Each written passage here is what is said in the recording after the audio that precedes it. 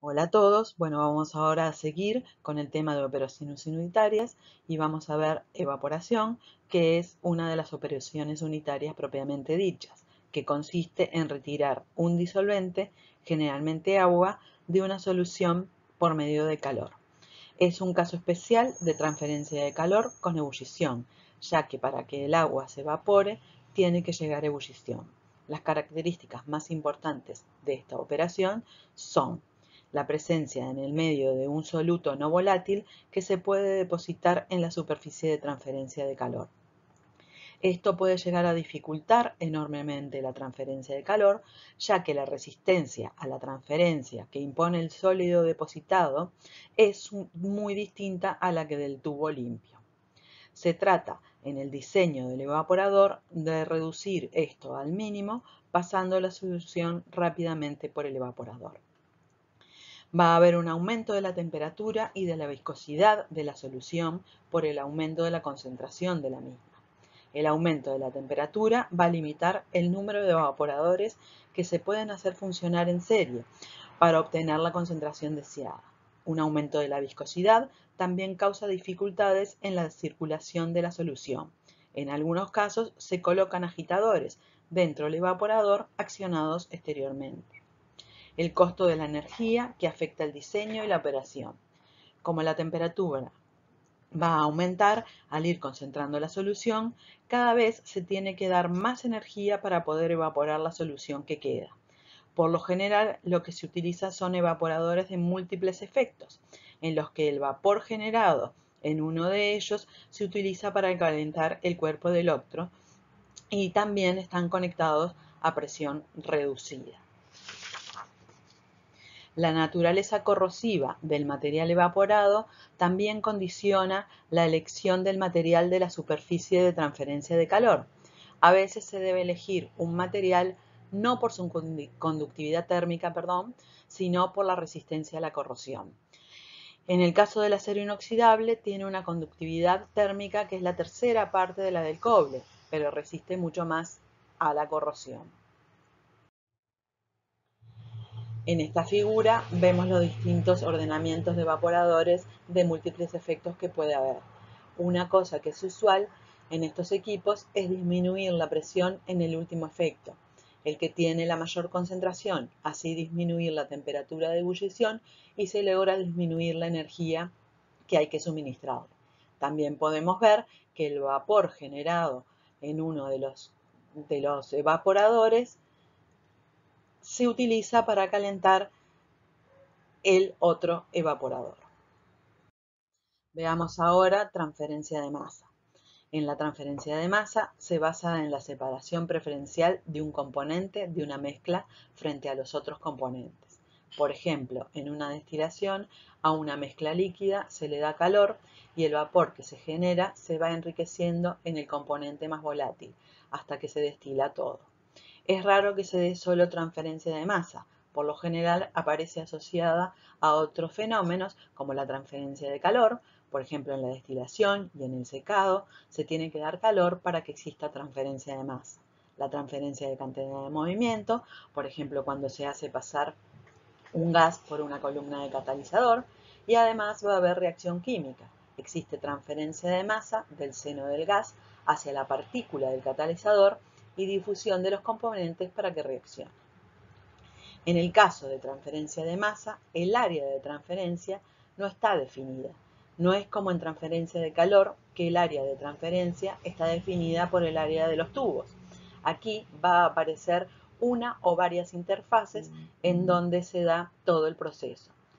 En una columna de catalizador, la transferencia de masa se dará en la interfase que se forman sobre las partículas del mismo. Un buen ejemplo de transferencia de masa es la absorción. Consiste en la separación de un componente de una mezcla gaseosa disolviéndolo en un líquido en el que los otros gases no son solubles. Ese gas que se está retirando puede ser un producto de interés, como en el caso de la síntesis de amoníaco, el cual es separado disolviéndolo en agua del nitrógeno e hidrógeno que no han reaccionado, o puede ser un producto indeseable, como el sulfuro de hidrógeno del pretratamiento del petróleo crudo. Como se están disolviendo un gas en un líquido, esta operación hay que tener en cuenta el grado de solubilidad de un gas en el líquido. Y se usa la ley de Henry para relacionar la presión parcial de uno de los componentes de la fase gaseosa y su concentración en el líquido. P es igual a K por C. K va a ser la constante de Henry que depende de la naturaleza del gas, de la temperatura y del líquido. Los equipos que se utilizan para llevar a cabo esta operación son torres de absorción y para lograr que el soluto gaseoso pase a la fase gaseosa, a la líquida, se hace que la torre de absorción opere a contracorriente. Con la columna operando a contracorriente, me aseguro que el gradiente de concentraciones en todo lo largo de la columna será siempre mayor que en la operación a cocorriente. En todas las operaciones de transferencia de masa, la misma va a ocurrir a través de un límite entre dos fases, en el caso de la absorción, la gaseosa y la líquida. En las torres que operan en forma continua y a contracorriente, se hace que el régimen de flujo, tanto para el gas como para el líquido, sea turbulento. Así, la concentración de soluto, tanto en el gas como en el líquido, se considera constante. Se supone que en la interfase líquido-gas existe una película estacionaria, también llamada capa límite, en la cual la transferencia está limitada por la difusión en dicha película. Esto es una teoría en la cual se basan los cálculos para el diseño de las torres de absorción. En esta figura está representada la transferencia de masa entre dos fases. La transferencia de masa se da de la fase B, donde la concentración del componente es mayor que en el de la fase A. El componente de la fase B llega hasta la capa límite, en ella se da la difusión del componente, por lo que la concentración va a disminuir hasta la interfase. Luego se da la difusión en la capa límite del lado de la otra fase hasta llegar a un valor de concentración constante en el seno de la fase A. La concentración en el seno de las fases es constante. El potencial de transferencia de masa, o sea, la fuerza impulsora de la transferencia de masa, está dada por la diferencia de concentraciones del soluto en el seno de cada fase y se relaciona con los moles que se transfieren a través de la ecuación N sub A igual a K por delta C, donde N sub A es el número de moles del componente A que se transfiere de una fase a la otra por unidad de área y por unidad de tiempo. Delta C es la diferencia de concentración o potencial y K es el coeficiente de transferencia de masa, que es función del sistema, o sea, de cómo están constituidas esas fases, del régimen del flujo de las mismas, de la geometría del equipo utilizado, o sea, de cómo es la torre de absorción. Para que la operación de transferencia de masa sea la adecuada, se busca maximizar N sub A.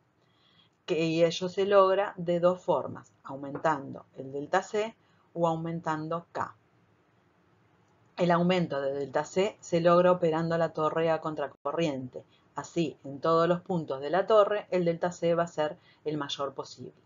Y el aumento de K se logra disminuyendo el ancho de película o capa límite. Y esto se logra manteniendo las condiciones de flujo turbulento tanto para el gas como para el líquido.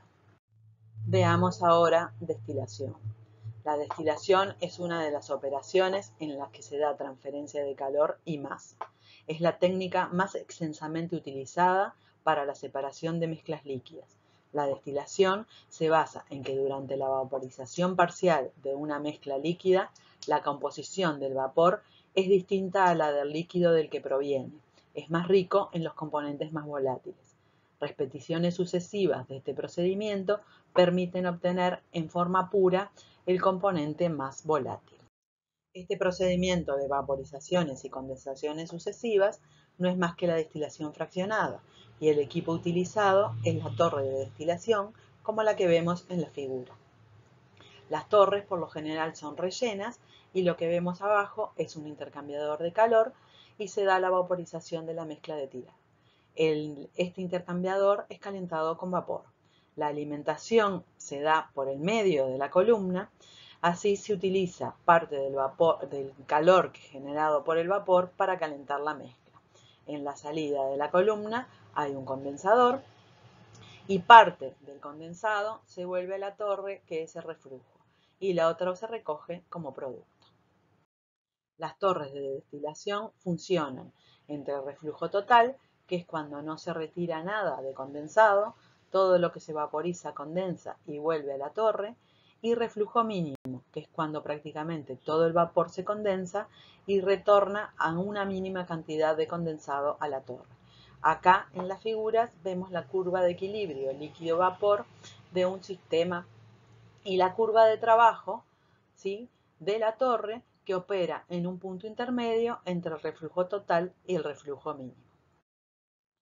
Las torres de destilación, similares en construcción a las de absorción, son cilindros verticales con relleno o rejilla.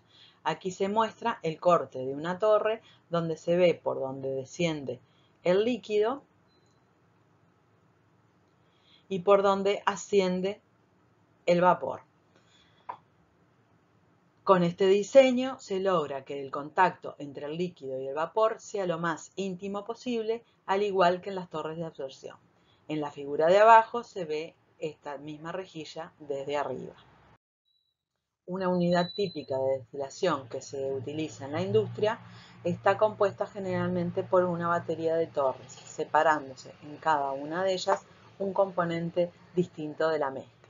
Como se muestra en la figura, tenemos 3 torres para separar 4 componentes A, B, C, D. El más volátil A se separa en la primera columna, quedando B, C y D líquidos que pasan a la segunda columna, donde se separa B, que es el más volátil, y así sucesivamente hasta separar todos los componentes. Veremos ahora extracción. La extracción también es un método de separación de mezclas líquidas. Consiste en poner en contacto una mezcla líquida homogénea con otro líquido llamado disolvente, en el que uno de los componentes de la mezcla original es más soluble. La mezcla resultante debe ser heterogénea, líquidos inmiscibles. Así, la capa de disolvente rica en el soluto, a la que llamamos extracto, puede ser separada físicamente de la otra capa llamada refinado. Este método es muy utilizado en la refinación de aceites lubricantes para quitar los componentes cerosos del mismo. Aquí se ve en forma esquemática la separación por extracción. La mezcla homogénea es alimentada al tanque, tanto como el disolvente, y la mezcla se agita. Separa la agitación y se permite la separación de fases. Como no existe la inmiscibilidad total entre el disolvente y el tercer componente de la mezcla líquida, en el refinado va a haber algo de disolvente. Por lo tanto, para que la operación sea económicamente viable, se tiene que recuperar el disolvente tanto del extracto como del refinado. Por lo tanto, el proceso completo de extracción va a requerir una etapa de destilación luego de la separación por 2 razones: para la obtención del componente extraído puro y para la recuperación de disolvente. La extracción se elige en los casos en que no se puede realizar una destilación, sino siempre se prefiere la destilación a una extracción. No se puede practicar una destilación cuando, por ejemplo, las volatilidades de los componentes de la mezcla son muy próximos o cuando las temperaturas de ebullición son tales que pueda dañar alguno de los componentes de la mezcla. Si no existe ninguno de estos inconvenientes, entonces se usará la destilación para separar las mezclas líquidas. Por lo general, el disolvente de extracción se elige tal que su punto de ebullición sea lo más bajo posible para que pueda ser retirado fácilmente. El equipo utilizado a nivel industrial para la extracción es una torre en donde las fases entran en contacto por etapas y se emplean generalmente a flujo continuo y a contracorriente. En la figura se ven 2 tipos de columnas, en donde una de las fases se dispersa para que el contacto entre ellas sea el mayor posible. En ambos casos, el líquido menos denso entra por abajo y el más denso por arriba, y recorren los caminos marcados por las flechas. Cada uno de los receptáculos de la torre es una etapa del proceso. En la primera torre, el líquido menos denso es el que se dispersa y en la segunda torre, el líquido más denso es el que se dispersa. La dispersión se da por aspersores colocados adecuadamente dentro de la torre. Veremos ahora la sedimentación. Muchos productos industriales de producción de sólidos, como por ejemplo el carbonato de calcio, se obtienen por precipitación de una solución acuosa. Por lo general, los volúmenes manejados son muy grandes, por lo que sería inviable intentar una filtración como primera etapa para la obtención de dicho sólido en condiciones adecuadas para su comercialización. Por esto, muchas veces, como primera etapa, se deja que las partículas decanten al fondo de un recipiente o tanque por gravedad, y esta operación es la que se conoce como sedimentación. Por lo general, estas partículas que se asientan en la parte inferior de un sedimentador forman una mezcla llamada lodo que contiene entre un 50 y un 80% de agua. Este lodo puede ser así bombeado a un sistema de filtros que baja el contenido de agua a un 20-30%. Y luego esta agua remanente puede ser secada totalmente o a un porcentaje apto para la comercialización del producto por medio de secado. Entonces, cuando tenemos volúmenes muy grandes de un producto sólido obtenido por precipitación, las operaciones que se realizan para obtenerlo en condiciones de comercialización son, primero, la sedimentación, que deja entre un 50 y un 80% de agua residual. Segundo, una filtración, que deja un contenido de agua entre 20 y 30%. Y tercero, secado, que disminuye la humedad a valores muy bajos o nulos dependiendo de los requerimientos del material. El tamaño del tanque que se requiere para la operación de sedimentación se determina por el tamaño y la concentración de partículas sólidas en la suspensión utilizando ecuaciones simples de hidrodinámica como la ley de Stokes.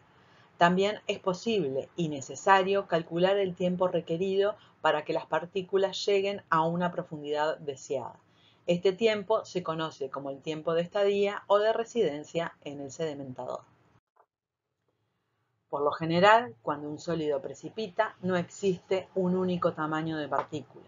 Entonces, la sedimentación puede ser utilizada para separar partículas de distinto tamaño, y a esta operación se le llama clasificación. El equipo utilizado es un sedimentador con distintos compartimentos.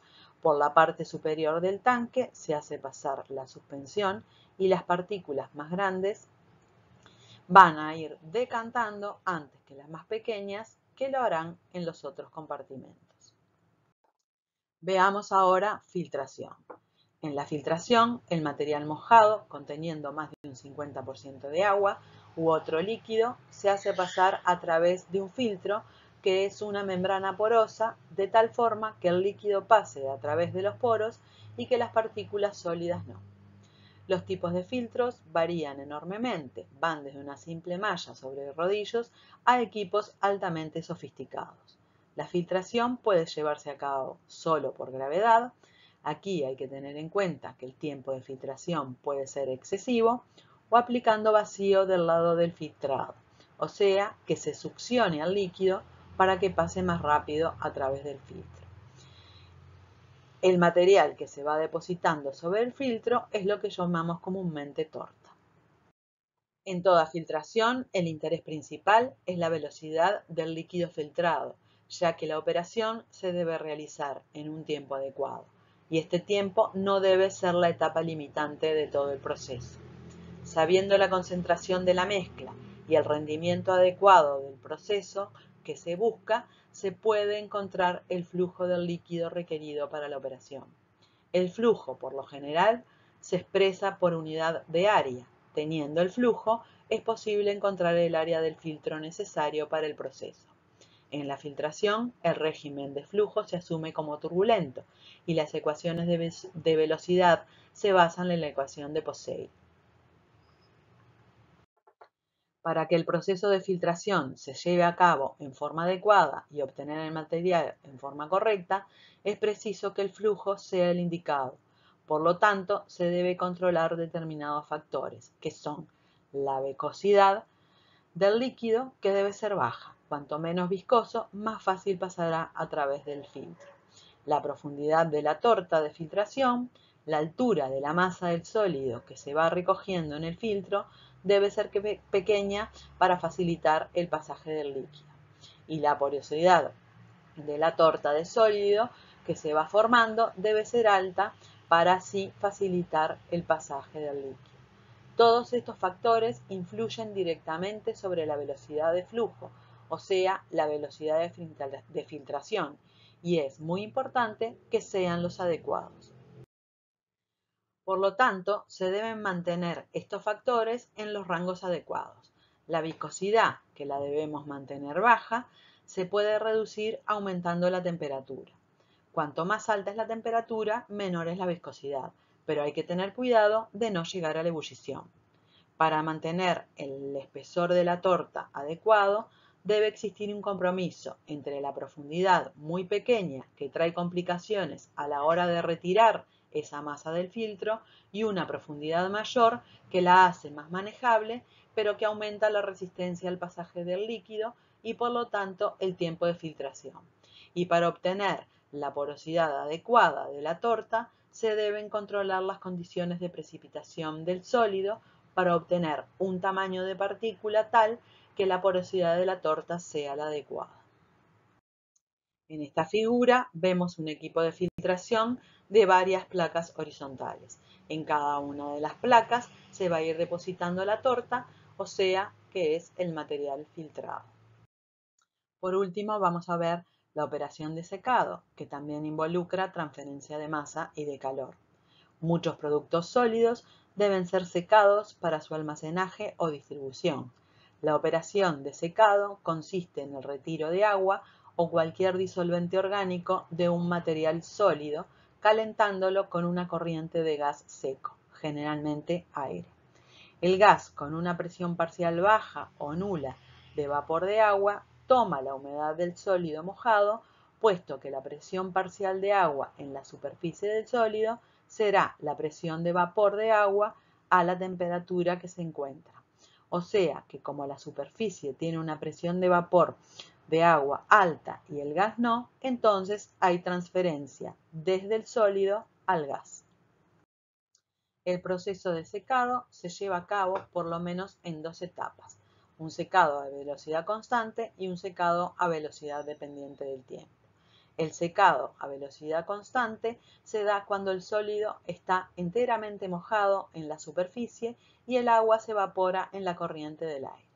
El secado a velocidad dependiente del tiempo se da cuando aparecen zonas secas en la superficie del sólido y el agua de los intersticios del mismo no pueden difundir tan rápidamente como ésta es secada por la corriente del agua.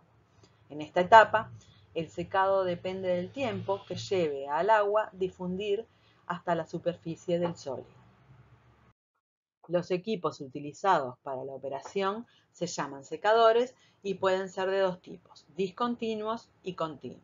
Los secadores discontinuos más comunes son los de bandejas, en los que el aire puede pasar sobre las bandejas o a través de ellas. Por lo general, estas bandejas son mallas o chapas perforadas.